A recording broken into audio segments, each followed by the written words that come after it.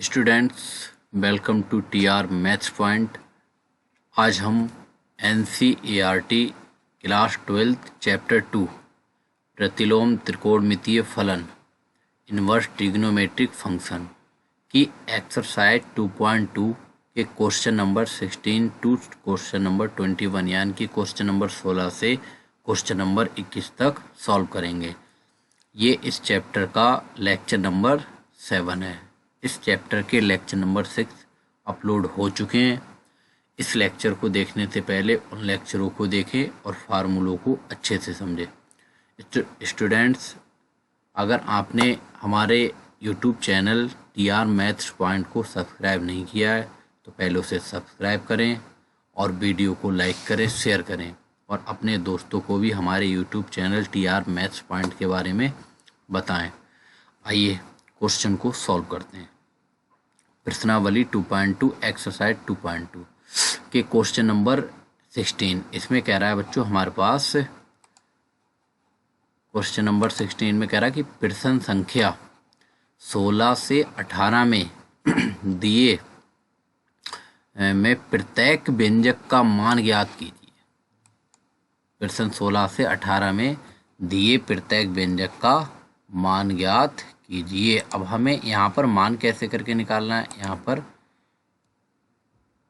में नहीं होगा तो हमें क्या करना है? अब यहाँ पर मान कैसे करके निकालना है?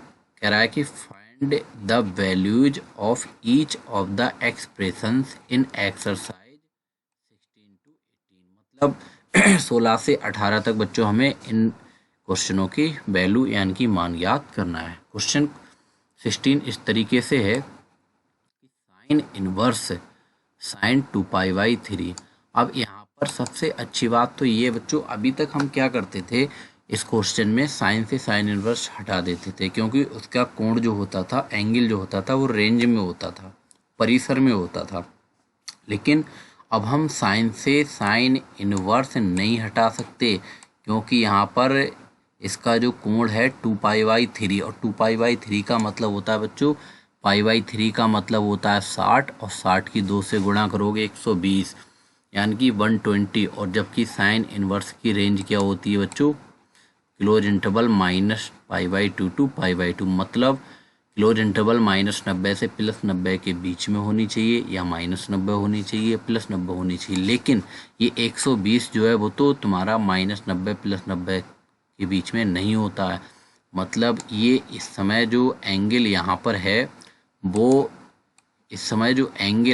यहाँ पर रेंज में नहीं है। और अगर ये बच्चों रेंज में नहीं है तो हम सीधा सा एक बात कह सकते हैं कि यहाँ से साइन इनवर्स नहीं हट सकता। तो नहीं हट सकता, इसका मतलब इसे हमें तोड़ना होगा बच्चों। 120 का मतलब होता है, अब यहाँ से एक बात और ध्यान देनी पड़ेगी हमें कि साइन से साइन इनवर्स हटाने के लिए यहाँ भी साइन रहना चाहिए, यहाँ साइन इनवर्स रहना चाहिए। मतलब मान भी बदलना नहीं चाहिए और हमारा एंगल भी रेंज में हो जाए। तो ऐसा हम क्या करेंगे? ऐसा बच्चों, मान बदले ना या वैल्यू चेंज ना हो तो हम कह सकते हैं या तो 180 में से तोड़ना है या तो 360 में से तोड़ना है, यानी कि या तो 180 में या तो 360 में तोड़ना है। तो बच्चों 120 180 से कम होता है, 180 से लेस होता है, तो 120 की जगह हम रख सकते हैं 180 - 60। और 180 - 60 का क्या मतलब होता है बच्चों? यहाँ पर हमें देखना पड़ेगा। इससे पहले तो ये question by equal to let कर लेंगे। अब यहाँ पर 180 - 60 का मतलब होता है ये तो साइन इनवर्स साइन चल ही रहा है और इससे एंगल ये 2π/3 अर्थात 120 की जगह पर हम कितना रख देंगे? 180 - 60। और 180 को रेडियन में पाई बोलते हैं बच्चों और -60 को रेडियन में π/3 बोलते हैं। अब यहाँ पर हमें क्या समझने वाली बात है, यहाँ से हमें क्या करना पड़ेगा? ये साइन इनवर्स साइन और साइन इनवर्स साइन ऐसे ही आ जाएगा। यहाँ से ये समझना पड़ेगा बच्चों, ये हमारे पास पाई माइनस π/3 मतलब 180 माइनस, और 180 माइनस का मतलब है 180 से कम वाले मिलते हैं हमें सेकंड क्वाड्रेंट में, सेकंड यानी कि दूसरे चतुर्थांश में मिलते हैं। और दूसरे चतुर्थांश में बच्चों साइन प्लस का होता है तो यहाँ तो प्लस का चिन्ह आएगा और साइन आएगा। और यहाँ से ये वाला एंगल ये कोण छोड़ देंगे और यहाँ से π/3 यहाँ पर आ जाएगा। इस तरीके से हमें ASTC का हमने यूज कर लिया। अब बच्चों यहाँ से हमें देखना ये पड़ेगा कि क्या ये साइन से साइन इनवर्स हटाने से पहले साइन से साइन इनवर्स हटाने से पहले क्या ये π/3 साइन इनवर्स की रेंज में आता है। तो π/3 का तो मतलब हो गया 60। 60 क्या -90 से +90 के बीच में आता है, बिल्कुल आता है। तो हम क्या करेंगे, साइन से साइन इनवर्स को हटा देंगे और यहाँ से हमारे पास आंसर आ जाएगा π/3 और यही हमारा इस क्वेश्चन का आंसर है। बच्चों आइए क्वेश्चन नंबर 17 की ओर चलते हैं।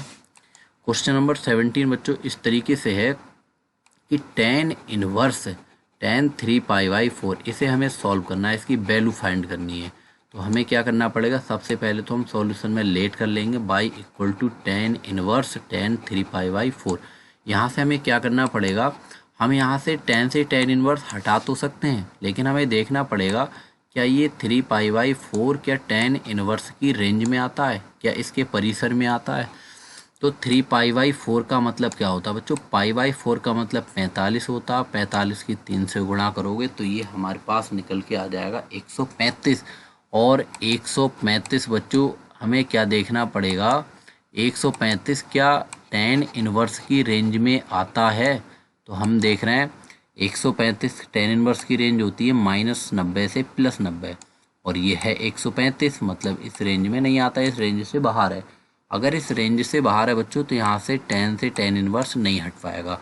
तो हमें क्या करना पड़ेगा बच्चों, 135 tan यहाँ पर हमें इस तरीके से 135 को तोड़ना है। 180 में, 360 में, 90 में, 270 में, किसी में भी तोड़ सकते हो, पर ध्यान देना पड़ेगा कि अगर यहाँ पर tan और यहाँ tan इनवर्स हट गया, बदल गया, ये tan रहा, ये tan इनवर्स रहा तो हट नहीं पाएगा। मतलब हमें इसे हटाने के लिए ध्यान देने वाली बात यह कि यहाँ भी tan रहना चाहिए और यहाँ tan इनवर्स भी रहना चाहिए।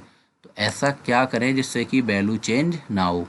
तो ऐसा करने के लिए या तो 180 में से तोड़ेंगे या 360 में। तो 180 के ज़्यादा पास में है तो हम क्या 135 को लिख सकते हैं बच्चों 180 - 45। 135 को हम लिख सकते हैं 180 - 45 और 180 को रेडियन में पाई बोलते हैं और 45 को π/4। तो इधर tan इनवर्स tan, ये तो इक्वल में tan इनवर्स tan चलता ही रहेगा।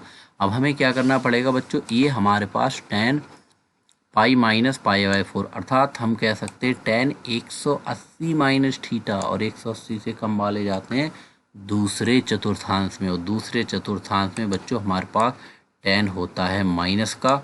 तो यहाँ से हमारे पास आ जाएगा माइनस और 180 में वैल्यू चेंज नहीं होती है तो ये हमारे पास आ जाएगा tan π/4 और इधर इक्वल में tan इनवर्स तो चल रहा है। हमें यहाँ से क्या करना पड़ेगा बच्चों, यहाँ पर एक बात हमें बहुत अच्छे से पता है कि tan इनवर्स के अगर अंदर माइनस चिन्ह है या माइनस साइन है तो सिंपल तरीके से बाहर आ जाता है।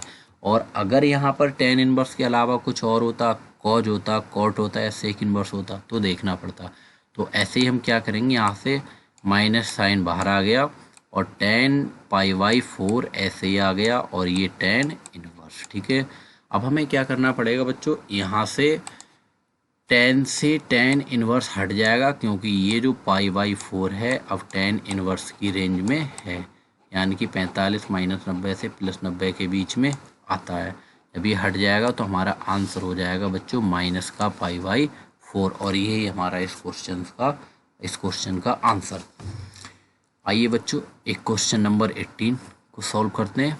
क्वेश्चन नंबर 18 कुछ इस तरीके से है, tan और ये sine inverse 3/5 plus cot inverse 3/2, इसे हमें कैसे करना है बच्चों। यहाँ से हमें करना होगा, हम यहाँ से थोड़ा सा ये समझेंगे, यहाँ से हमें करना होगा साइन इनवर्स को सबसे पहले tan इनवर्स में बदलना होगा क्योंकि यहाँ बाहर tan लगा हुआ है। अगर यहाँ पर tan है तो अंदर भी सब किस में होना चाहिए, tan में ही होना चाहिए। तो ये tan ऐसे ही आ गया।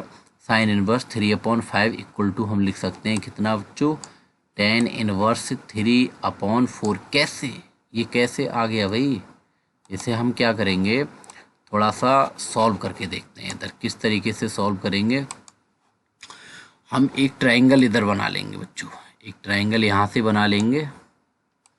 तो ट्रायंगल में इसको हम मान लेंगे एंगल, इसे हमने अपनी तरफ से क्या मान लिया, एंगल।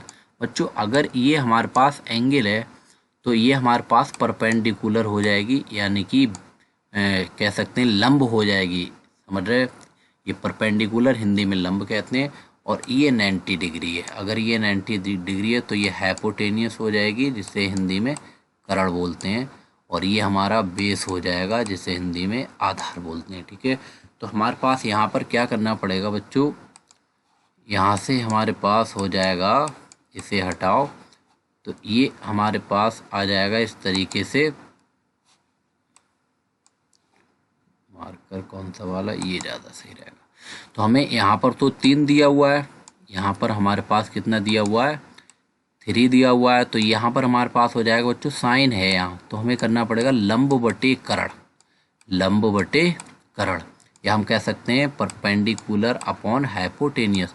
तो यहाँ पर लंब तो 3 है, परपेंडिकुलर 3 है, तो यहाँ पर परपेंडिकुलर तो ये हो जाएगी 3, परपेंडिकुलर तो ये 3 हो जाएगी बच्चों, और ये बटे हाइपोटेनस यानी कि कर्ण यहाँ पर 5 हो जाएगी। ठीक है, और जब इस त्रिभुज में पाइथागोरस प्रमेय लगाएंगे तो बच्चों ये वाली साइड कितनी निकल के आएगी, 4 निकल के आएगी। अब हमें यहाँ पर समझना ये पड़ेगा कि साइन इनवर्स को, साइन इनवर्स की जगह पर हमने यहाँ पर कितना रख दिया, टेन इनवर्स। तो हमें क्या करना पड़ेगा बच्चों, टेन का फार्मूला होता है लंब बटे आधार, यानी कि हम कह सकते हैं परपेंडिकुलर अपॉन बेस। तो यहाँ पर लंब यानी कि परपेंडिकुलर कितना है 3, तो यहाँ पर हमारा 3 आ गया, अपॉन बेस यानी कि आधार, तो यहाँ पर आधार 4 है, तो यहाँ कितना आ गया 4।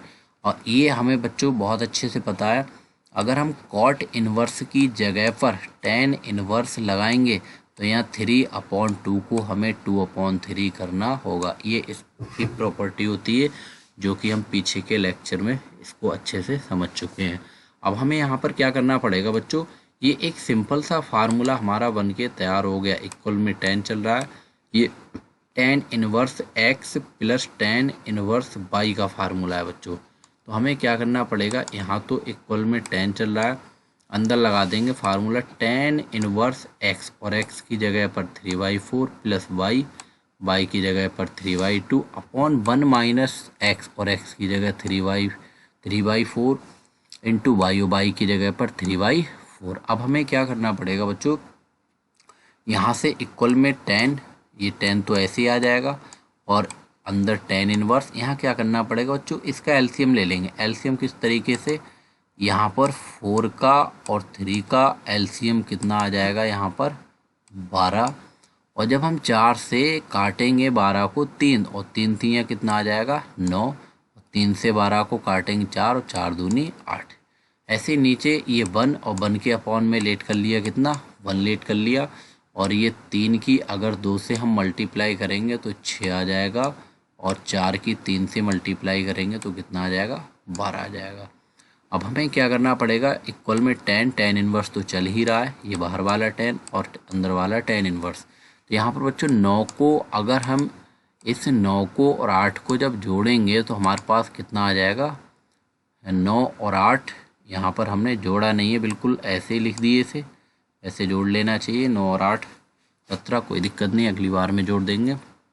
और यहाँ पर अपॉन में 12, और यहाँ पर जब अब नीचे वाली भिन्न का बच्चों यहाँ से जब एलसीएम लेंगे तो ये 1 का और 12 का, यानी कि 1 का और 12 का एलसीएम कितना हो जाएगा 4, और यहाँ 12 की अगर 1 से तिरछी गुणा करेंगे तो ये 12, और 1 की जब 6 से तिरछी गुणा करेंगे तो यहाँ कितना आ जाएगा 6, बीच में माइनस का चिन्ह आ जाएगा। ठीक है, अब हमें क्या करना पड़ेगा बच्चों, थोड़ा ये समझने वाली बात है, यहाँ से हमें इस स्टेप को थोड़ा यहाँ से समझेंगे। 12 से ये 12 कट जाएगा तो हमारे पास इक्वल में टेन इनवर्स चल रहा है, तो ये 9 और 8 हो जाएगा 17, और यहाँ से 12 में से 6 जाएगा तो यहाँ कितना आ जाएगा 6।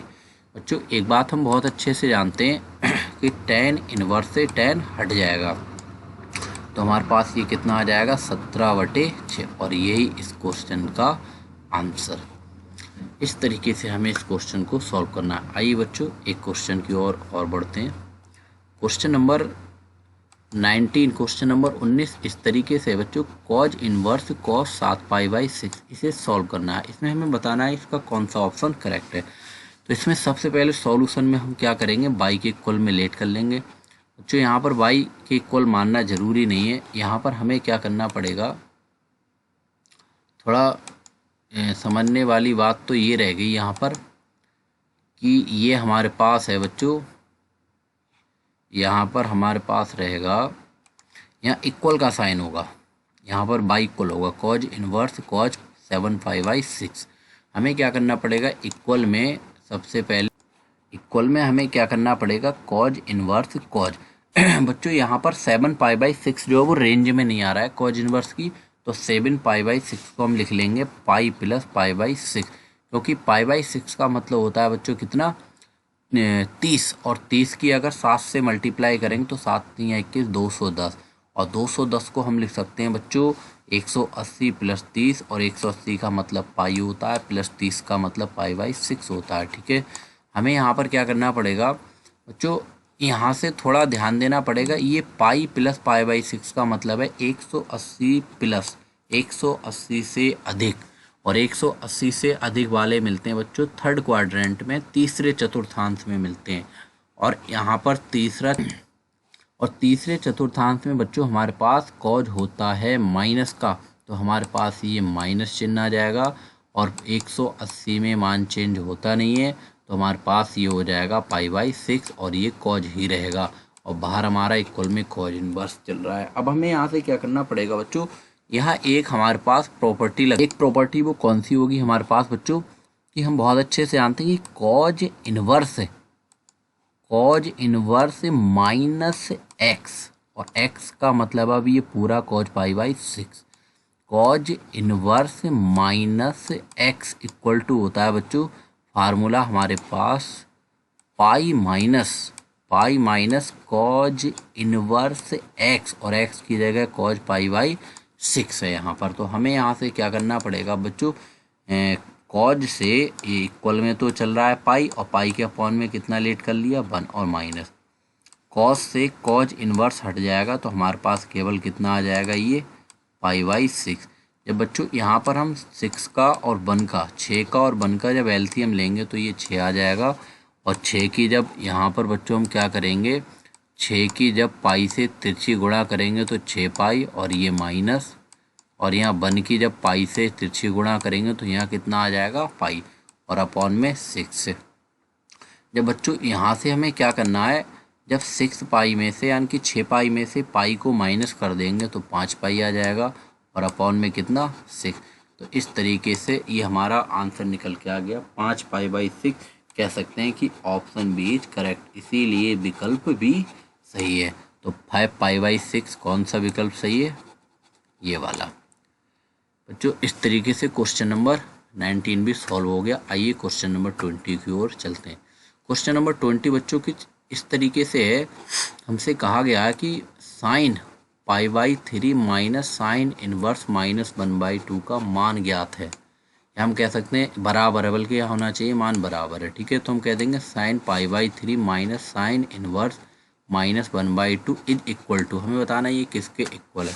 तो यहाँ पर बच्चों हम क्या करेंगे, सॉल्यूशन में सबसे पहले पूरा क्वेश्चन नोट करेंगे, और पूरा क्वेश्चन नोट करने के बाद में ऐसे क्वेश्चनों को बच्चों अंदर से सॉल्व करते हैं छोटी ब्रैकेट की तरफ से। तो ये हमारे पास साइन इनवर्स π/3 प्लस, नहीं बल्कि हम बहुत अच्छे से बच्चों जानते हैं कि साइन इनवर्स का जो माइनस चिन्ह होता है वो सिंपल तरीके से बाहर आ जाता है, तो ये माइनस और ये माइनस यहाँ आके क्या बन जाएगा, प्लस हो जाएगा, और ये हो जाएगा साइन इनवर्स 1/2। ठीक है, तो हमारे पास यहाँ पर क्या करना, यहाँ पर हमारे पास क्या करना पड़ेगा, ये साइन इनवर्स 1/2 आ गया, तो ये इक्वल में तो साइन और ये π/3 और प्लस का हमारे पास बेटा हो जाएगा साइन इनवर्स।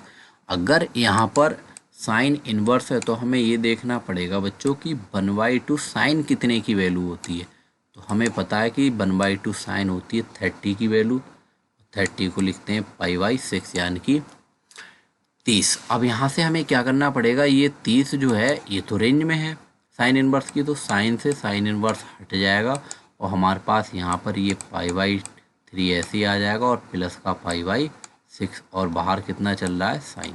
अब हमें क्या करना पड़ेगा बच्चों, यहाँ पर पाई बाई थ्री का और पाई बाई 6 का एलसीएम लेंगे। जब इस 3 का और 6 का जब एलसीएम लेंगे तो ये 6 आ जाएगा हमारे पास।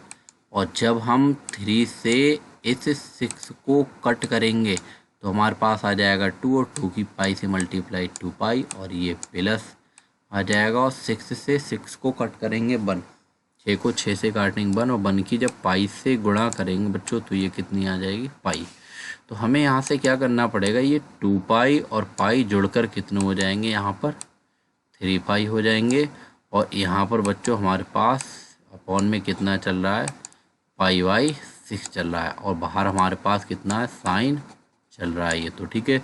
अब हम एक बात बहुत अच्छे से जानते हैं बच्चों, अगर हम इस 3 से इस 6 को कट करेंगे तो हमारे पास कितना आएगा डाउन में 2 और ऊपर कितना पाई।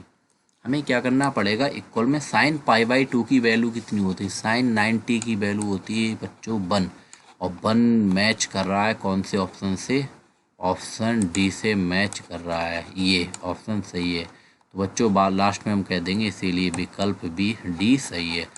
Hence answer is D correct, या कह सकते हैं option D is correct. Question number बच्चों 21 की ओर बढ़ते हैं। 21 क्वेश्चन एग्जाम के परिपथ से बच्चों बहुत अच्छा क्वेश्चन है ये।